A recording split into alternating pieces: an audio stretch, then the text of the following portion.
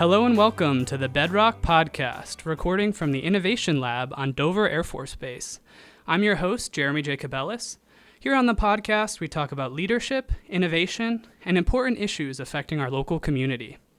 Today, we are joined by Simon Sinek. Simon is an author, professor, and speaker who has published several books, including Start With Why, How Great Leaders Inspire Everyone to Take Action, and has hosted several TED Talks and other seminars. Thank you so much for being here today, Simon. Thanks for having me. Of course. Today, we are talking about how to lead during a global pandemic and ongoing social unrest. To start, the COVID-19 outbreak has contributed to an increase in innovation in many organizations and businesses, including the Air Force. Many of these new practices may continue after the pandemic, thanks to their effectiveness. Here at Dover, for example, our med group has provided more care using virtual appointments, and our security forces are using new ID card scanning procedures at the gate, which are all more efficient and safer. Simon, what are some of the best practices that you have observed during this period, both in the public and private sectors, and how can organizations best continue to develop innovative practices and ideas? One of my favorite examples is a pizzeria in Chicago called Dimo's Pizza.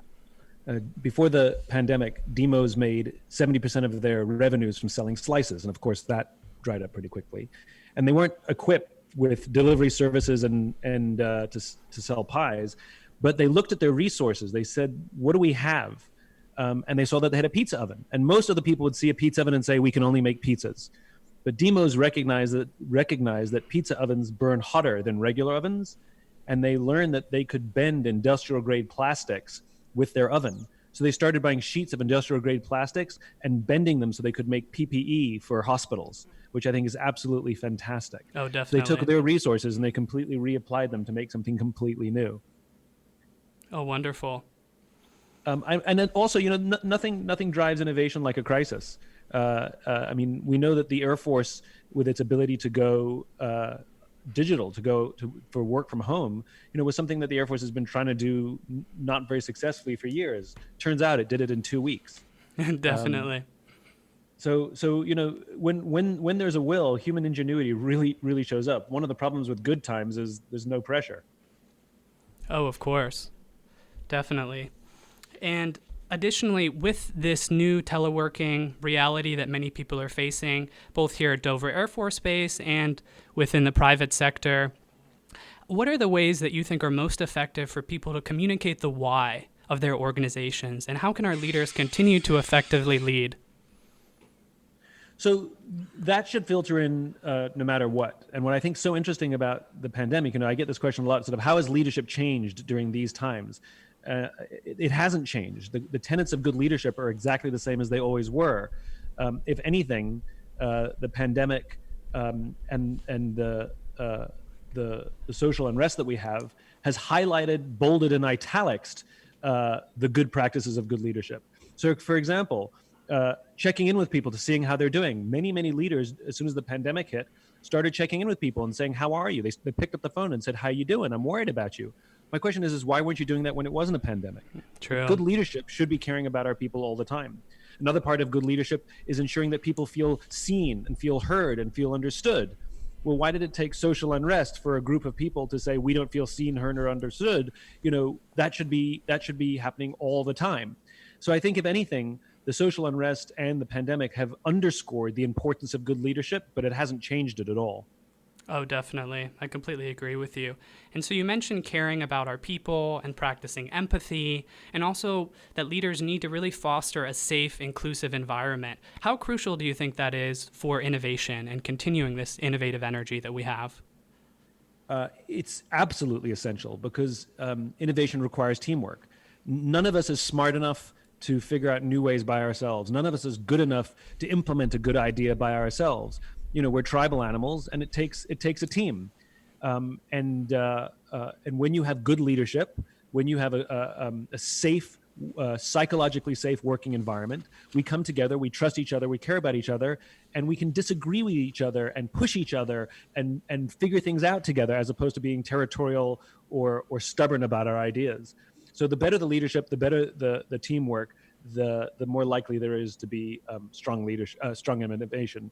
And you generally see this. The most innovative companies generally have very strong teams. Oh, definitely. And so, Simon, you already did discuss our second major topic. As you know, and as our listeners know, leaders today are not only confronting the challenge of COVID-19, but we're confronting another major challenge as well. These are difficult times, and in addition to that COVID-19 crisis, we're also witnessing social unrest, and we're starting to better address issues of inclusion and diversity. Diversity is widely recognized in the Air Force as a force multiplier. Yet officers often look very different from those they lead, and similar to society as a whole, we continue to battle against discrimination and racism. A 2016 Department of Defense study found that African Americans and Latinos represent only 6% each of the total officer force, meaning active duty, reserve, and guard, whereas this percentage is more than doubled for each group's representation in the total enlisted force. And Simon, as military leaders with oftentimes very different backgrounds from some of our followers, how do we start to have these difficult conversations about race, diversity, and inclusion? So one of the best ways to start them is with honesty and vulnerability. You know, that term vulnerability scares a lot of leaders because they think it means showing weakness. The irony is it doesn't. By saying I don't know, or I'm struggling, or I need help, amazingly, it makes us look stronger. It makes us look like that we need our team and rely on our team. No single person has all the answers, as I said before. So the way to start these conversations is for a leader who's struggling to start the conversation to literally go to some of the African Americans in their team and say, I know I need to address this. I don't know how to address this. I'm struggling. Can you help me? And that act of vulnerability is one of the best ways to create a bond and ask for help. And at the end of the day, it's going to take all of us. It's going to take all of us working together to figure this out. No one person and no one group has all the answers. And so to ask for help is the best way to start.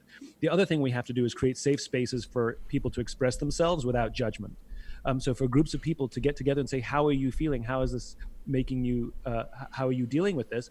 Especially if it's a diverse group sitting there together, because many of us have never actually heard the stories of racism that our friends and our colleagues, brothers and sisters have experienced. You know, when the murder of George Floyd showed up in the media for the rest of us, you know, I knew the stories of how African Americans were treated differently and how African American men almost all had some sort of story with the police. I knew the stories, but I never asked my Black friends about their experiences. You know, when we got together, we didn't have that conversation. We just hung out. And so I called them up and says, can you tell me, and asked them, can you tell me your experiences? And I wept from each one because I didn't realize some of the things that they have personally experienced, and now became personal for me because I never want my friends to go through what they went through. Of course. And so I think sometimes just stopping and asking our brothers and sisters in arms, you know, can you tell us what you've been through? Because I think many of us, though we know intellectually the stories, we don't relate them to the people who we love and care about. Oh, definitely. And based on what you've just shared, and also about your very moving podcast that you've hosted, it seems to me that empathy is one of the major forces in our toolkits as leaders. Empathy and storytelling. And so what role do you think that plays now? Well, again, it goes to what I was saying before, which is this time has underscored, highlighted, italics, bolded all of the tenets of good leadership. And good leadership always has empathy. You know, we don't assume that someone is the problem. We assume that they have a problem. You know, that when something goes wrong, when we have performance issues, we say, are you okay? What's going on? This is not like you, you know, to be curious about someone. And so to operate with empathy, especially at a time like this, means to want to try and understand what someone has gone through and make no assumptions and make no judgments. Of course, definitely. And we did mention as well your podcast series, A Bit of Optimism, which you've recently started, if I'm not mistaken. That's right. And what inspired you to start this podcast and to start these difficult conversations that you've had with some of your African American colleagues, peers, and friends? So we were toying around with doing a podcast for months, and we actually had a concept where I'd have conversations with people, but then COVID hit, and so that wouldn't work because we couldn't do it in person. So we decided, okay, we'll adjust to these conversations over over Zoom. And we got our first one out and it was just about relationships. And then the news of George Floyd started to spread, and we realized that we had to use this platform that was now started. It came out after our first episode. It all happened after our first episode. We realized it was tone deaf to just continue down the path that we were on. But I wanted to shift and share some of the amazing conversations that I was having with my friends as I sought counsel and help. And at the end of the day, what I wanted to do was offer not only perspective, but offer some tangible steps that people could take. This was the optimism. We will get through this together. Like, the world will be a better place. The Air Force will be a better place. Our American society will be a better place because of our experience right now, because of what we're learning, because of the things, the wounds that are being brought to light. And so I wanted to give some tangible steps so that the people who knew that they had to have conversations but didn't know how, instead of shying away, would have some tools so they could actually move forwards and help advance the cause. Oh, of course. And we're all very appreciative of that really inspiring bit of optimism that you're able to share with your listeners. And in a certain sense, it seems to me that your podcast and these discussions that you've started are really a first step of action. It's a way for you to take action during this difficult time, to take action to starting to talk about diversity and inclusion. And it really reminds me of the honor code at the Air Force Academy. So I graduated from the academy in 2017, and there cadets must follow an honor code, which is, we will not lie, steal, or cheat, nor tolerate among us anyone who does. This toleration clause, I think, is indicative of the Air Force as a whole, where leaders take decisive action to ensure that our institutional values are upheld. These leaders never turn away when these problems arise. Yet, as General Goldfein and Chief Wright recently said, systemic discrimination persists in our Air Force, despite the fact that diversity is integral to many of our core values. So, Simon, why do you think it is that the military as a whole strongly and proudly defends most of its values, but when it comes to race, diversity, and inclusion, few leaders discuss these topics frequently, let alone take meaningful action to promote them? Well, it's a complex and multi-layered challenge, of which one of the issues is you touched upon, which is when a population is underrepresented amongst the senior ranks, then the senior ranks will be blind to the challenges that many in the organization face. We know about this. We all have blind spots, and we all have unconscious biases, and so the main reason for D&I, beyond the human reasons, is that we can get the perspectives of people who don't look, sound, or have upbringings like us, which is so important to create a diverse and an innovative organization. So that's one layer. I think the other layer is I just lost my train of thought. The other layer is about I completely lost it. Oh, no problem. Well, it'll come back. Don't worry. These things will come back. Oh, of course. And so you did mention this concept of D&I. Could you explain that further? Diversity and inclusion. Perfect. Mm-hmm. And additionally, so with that idea of diversity and inclusion, how integral do you think it is to the values of organizations, not just in the military, but within the private sector as well? What have you noticed? Well, I mean, the reason we're experiencing what we're experiencing is because these challenges, I think, are pervasive. Of course, there are some organizations that do better than others, but on whole, I think as a nation, as American businesses, we have done a pretty bad job. And I think we recognize that we can do a much better job. There's a lot of good that will come of this, and I'm definitely optimistic. I know what I was going to say before, which is what's so important is conversations. is that there has to be listening. Like, and one of the things that we need to do a better job as we train our leaders is to teach some of those human skills. I hate the term soft skills. There's nothing soft about them. They're human skills. You know, we need to teach things like listening, active listening. We need to teach things like how to have difficult conversations. We need to teach things like how to give and receive feedback. And this is one of the things that will help solve the problem, which is we don't know how to listen. When somebody says, "Hey, sir, I have a problem," or "Hey, ma'am, I've got an issue," very often we don't know how to listen. We don't know how to get to the meaning of what someone's trying to tell us, but all we do is hear the words that they're trying to tell us. And really good listening is empathetic listening, where we're able to look past the words, because sometimes the words are unclear, but try and get to the root of what's causing this. So if someone is angry or upset, rather than reacting to the anger, we can say we want to try and find out why they're angry. And that's really, really important if we're going to solve any of these problems.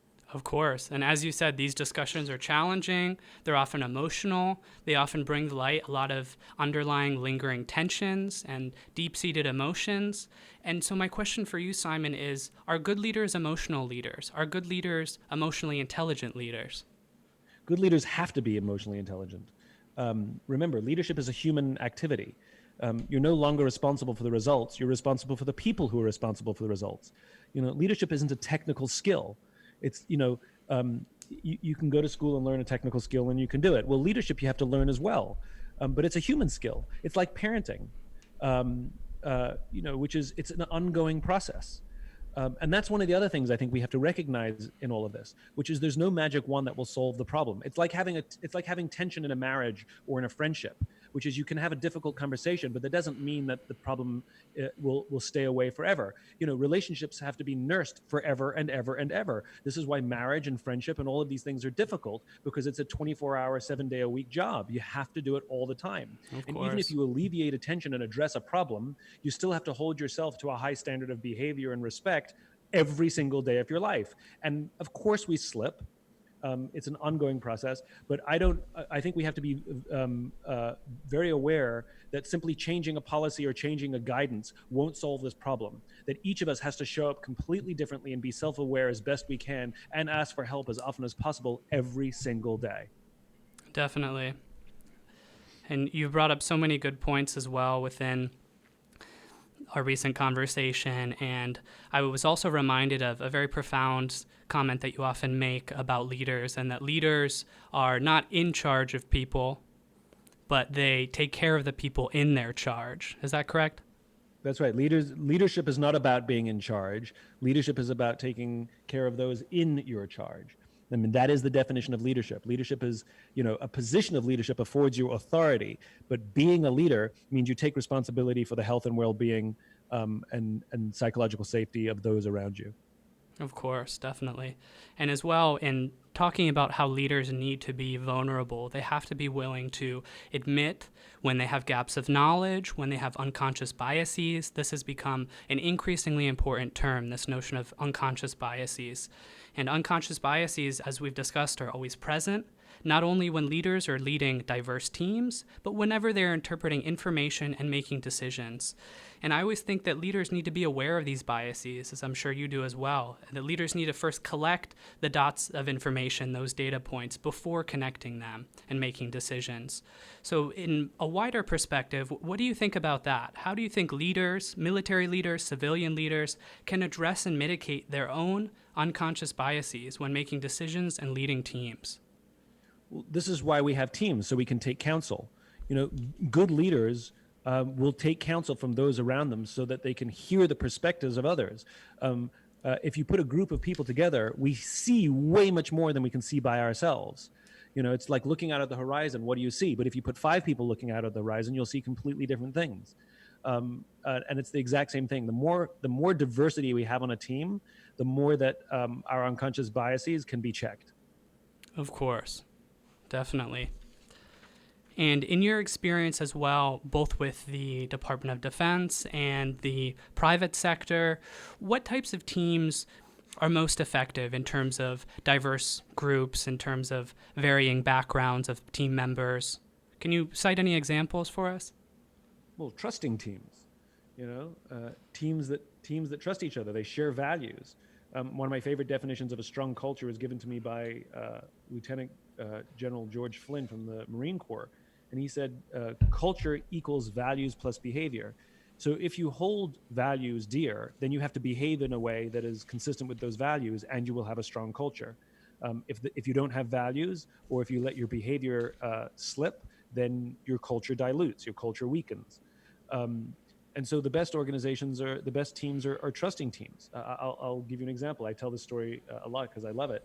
I went on a business trip to Las Vegas, and they put me up at the Four Seasons out there. And it's a beautiful hotel for sure. And one of the reasons it's a great hotel is not because of the fancy beds. Any hotel can buy a fancy bed. It's because of the people who work there. That when you walk the halls and somebody says hello, you get the feeling that they wanted to say hello, not that they were told to say hello. We're highly attuned social animals. We can tell the difference. And they happen to have a coffee bar in the middle of the lobby there. And one afternoon I went and bought myself a cup of coffee. And the barista working that day was a kid named Noah. Noah was funny and engaging, and I stood there for far too long buying a cup of coffee because I just so enjoyed talking to Noah. And so, as is my nature, I asked Noah, do you like your job? And without skipping a beat, Noah said, "I love my job." Now, in my line of work, that's really significant because like is rational. I like the people I work with. I like the challenge. I like my job. Love is emotional. You have an emotional connection to whatever it is you're doing. That's like asking someone, "Do you love your wife?" And they say, "I like her a lot." It's a different answer. Noah said, "I love my job." So immediately my ears perked up. This kid has an emotional connection to his job. So I said, tell me specifically what the Four Seasons is doing that you would say to me, you love your job. And without skipping a beat, Noah said that throughout the day, his managers, his leaders will check in on him and see what he's doing. If there's anything they say, "Is there anything I can do to help you? If there's anything you need?" Not just my manager, he said, any manager. In other words, he feels that someone's looking out for him. He feels that someone cares about him, cares what he feels, cares what he thinks, cares what he needs. And it's those kinds of environments that are the most innovative, because remember, innovation requires risk. It requires taking risks, and sometimes it requires stumbling and falling over because things don't always work out. It's inherent in the definition of innovation, which is experimentation. And experimentation requires failure. That's why we call it experimentation. But if we feel like we can't make mistakes, if we feel like we can't stumble, if we feel that if we do stumble, our team won't be there to pick us up, then guess what? We're not going to try anything difficult or new. And that's an innovation killer. And so psychological safety and the feeling that someone's got my back is the thing that drives innovation. Of course, definitely. And I completely agree with you, Simon. And I think, at least from my perspective, one of the ways that we can help begin to build and foster that organizational trust is by establishing a strong unifying identity as an organization, as a unit. That's often very prevalent here in the Air Force and in the military as a whole. But especially now, as we're beginning to talk about diversity, about inclusion, how can we continue to forge and promote these unifying identities of our organizations while also celebrating the diverse backgrounds of our team members? They're not incompatible. Remember, what produces the cohesion is a shared set of values, not anything superficial. It's not even it's who we are and why we show up and what we believe in, and the culture of the Air Force is different than the culture of the other uniformed forces. There are people who are struggling in the Army who might make fantastic airmen. There are people who are struggling in the Air Force who might make fantastic sailors, because it's all about fitting in the culture. And within that broad culture, there are subcultures. The culture of a missileer is really different than the culture of a maintainer, for example. And even the different groups of maintainers. And so it's good and fine to have the different subcultures, but to recognize why you're there and know that common set of values that you all share. Definitely. And additionally, you did bring up the importance, again, of innovation and the fact that this idea of trust is really crucial to innovation. And during Essential, yeah. Of course, definitely. And during this time period, I wanted just to talk to you as well about the importance of mindset, and that you talk about this difference between the finite and the infinite mindset in your most recent book. And can you apply that to the current situation that we have, and how best we as leaders can adapt to these scenarios? Absolutely. So let's first consider the definition of what the two games, what finite and infinite mean. So In the mid-1980s, a philosopher by the name of Dr. James Carse, articulated these two kinds of games: finite games and infinite games. A finite game is defined as known players, fixed rules, and an agreed upon objective. Football, baseball. There's always a beginning, middle, and an end. And if there's a winner, there has to be a loser. Then you have infinite games. Infinite games are defined as known and unknown players, which means new players can join at any time. The rules are changeable, which means you can play however you want. And the objective is to perpetuate the game, to stay in the game as long as possible. We are players in infinite games every day of our lives. There's no such thing as being number one in your marriage, for example. You can be number two, but you can't be number one. There's no such thing as winning careers. There's no such thing as being the winner of business. No one's ever declared the winner of business. There's no such thing as winning global politics, any of these things. But if you listen to the language of so many leaders, they talk about being number one, being the best, and beating their competition. Based on what? Based upon what agreed upon objectives, what agreed upon metrics, and what agreed upon timeframes. So the problem is when we play with a finite mindset in an infinite game, when we play to win in a game that has no finish line, there's a few very predictable and consistent outcomes, including the decline of trust, the decline of cooperation, and the decline of innovation. And so we have to pay attention to the game that we're in. When we go into a battle, there is a winner and a loser. It's a finite game, and so we can apply all the rules of the finite game. There's a beginning, middle, and end. There's going to be a winner and a loser at the end, and then we'll go on to fight another game. It's like when the Yankees and the Red Sox play, there's a winner and a loser. The game ends, the battle ends, but the players live on to play another day. In the infinite game, it's the opposite, which is in business, for example, if a company goes bankrupt, if it falls out of the game continues with them or without them. And the same is true for our nation. Our nation will continue in good times or bad times. And though we may win our battles and win our wars, the game is infinite. We're never going to be declared the winner of the world because that doesn't exist. And so the question is how do we maintain in the game? How do we stay in the game? And that the only true competitor in the infinite game is ourselves. It's a game of constant improvement. And I think we use the wrong analogies very often in leadership positions. We use sports analogies and war analogies to make leadership metaphors, but the reality is it's a completely different game. We need to change the analogies to things like lifestyle.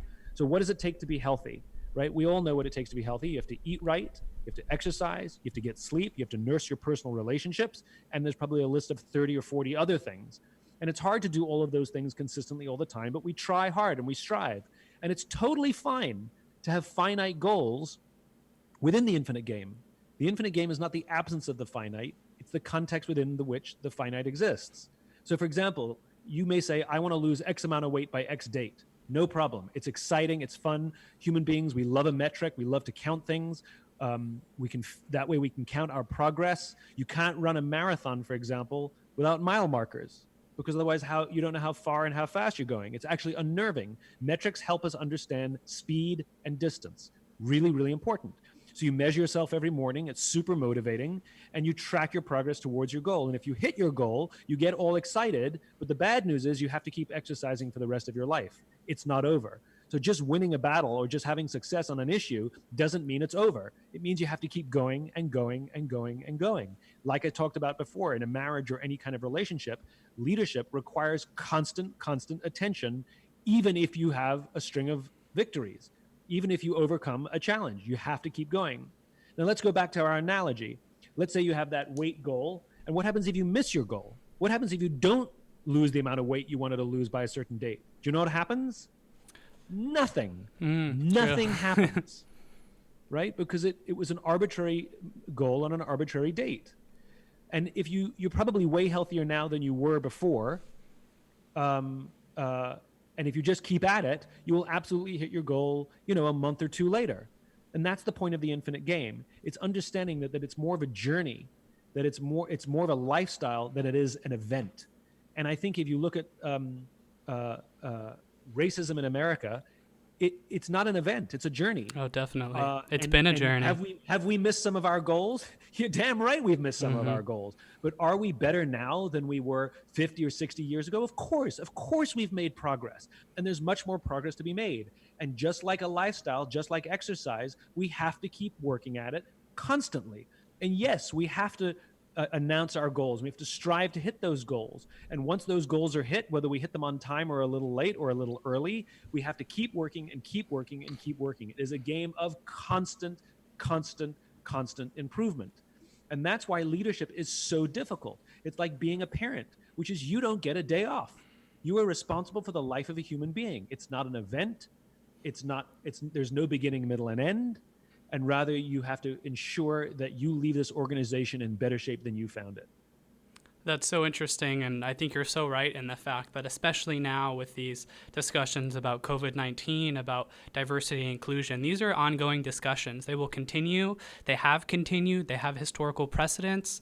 And on that note as well, it was interesting to me in some of your YouTube videos and talks that you want to emphasize that our current situation and our current times are not unprecedented. Can you explain that a little bit? Yeah, I mean, I get a kick out of this. When COVID struck, people kept saying during these uncertain times, hello, all times are uncertain. There's never been a time in history that was certain. Every single day is uncertain. All that happened is that when something that we didn't expect happened, it reminded us that time is uncertain. These are not uncertain times. All times are uncertain. So I think that's sort of funny. It's kind of like insurance, which is you don't buy the insurance with the expectation that your house is going to burn down, and you certainly don't buy insurance after the house burns down. You buy it because it's uncertain. That's what we're planning for. We're planning for uncertainty, even though most people's houses will never burn down. And it's the same thing. And so when I talk about these are not unprecedented times, I was talking about it in a business context, which is, everybody was freaking out because, businesses had to reinvent themselves. Well, that's happened many, many, many times before in business. The internet, it put entire industries out of business. There's no such thing as a video rental store anymore. They don't exist because a new technology rendered it completely useless, completely pointless.